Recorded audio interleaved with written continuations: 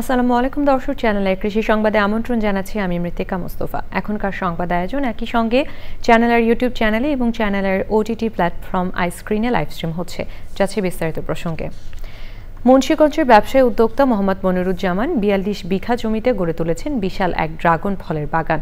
তার এই আধুনিক কৃষি উদ্যোগ গ্রামীণ অর্থনীতিতে ভূমিকা রাখছে। টনিক বা গ্রোথ হরমোন ব্যবহার করে উৎপাদিত ড্রাগন ফলে বাজার ভরে গেছে, তা নিয়ে শঙ্কায় আছেন এই উদ্যোক্তা। বিস্তারিত জানাচ্ছেন শাইখ সিরাজ। মুন্সিগঞ্জের প্রতিষ্ঠিত এক ব্যবসায়ী মোহাম্মদ মনিরুজ্জামান অন্য ব্যবসার পাশাপাশি সম্প্রতি তিনি কৃষি বাণিজ্যে যুক্ত হয়েছেন। এটা প্রথমে আমি সিঙ্গাপুর গেলাম, তো ওখানে মুস্তফা সেন্টার থেকে একটা ফল কিনলাম। কিনে হোটেলে আসলাম, আসার পরে ওইটা কাটলাম, খেলাম, ভালো লাগলো। ড্রাগন হ্যাঁ ভালো লাগলো। তার আগে ড্রাগন দেখেছেন? আমি দেখি নাই, আগে দেখি নাই। সালের কথা? এটা হলো 16 সনে। আপনার যে প্রোগ্রামটা যখন দেখলাম গভীরভাবে ওইটা অনুধাবন করছি, ওখান থেকে সব পেয়েছি আমি। আচ্ছা, আমরা এই ফলটাকে এখনো পবিত্র হিসাবে রাখছি, এটা আমার মাকে খাওয়াইছি। তার এই বাগান থেকে জীবিকা নির্বাহ করছেন অন্তত কয়েক ডজন পরিবার। ফুলের পরাগায়ন থেকে ফল সংগ্রহ সবই চলছে শিল্প উদ্যোগের মতোই। গত 3 বছরে দেশে ড্রাগন ফলের উৎপাদন বেড়েছে 400%। তবে 2023 সাল থেকে গ্রোথ হরমোনের অপব্যবহারে ভোক্তা বাজারে আস্থা কমেছে। দোকানে গেলেই দেখবেন যে স্যার অল্প পাকা অল্প কাঁচা এবং বিকট একটা ফল হবে, দেখতে ডেঞ্জারাস লাগবে। আবার স্যার আপনার কখনোই সে পাকবে না পুরোপুরি। আমার যখন এটা পোষাবে না আমি বন্ধ করে দিব, এই ব্যবসা করব না। কিন্তু আমার পক্ষে সম্ভব না ওই টনিক ভেজাল মানুষকে খাওয়ানো।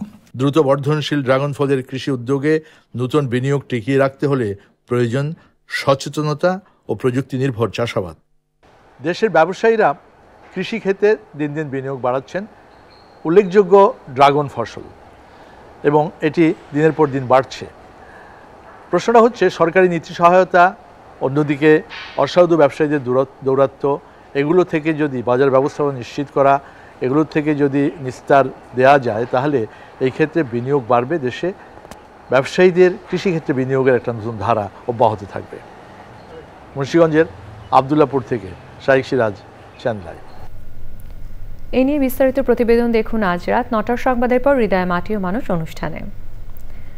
টাঙ্গাইলে কৃষি কাজে ঝুঁকছেন উদ্যোক্তারা। কেউ পোলট্রি খামার, কেউ মাছ চাষ, আবার কেউ ভার্মি কম্পোস্ট তৈরির কারখানা গড়ে তুলেছেন।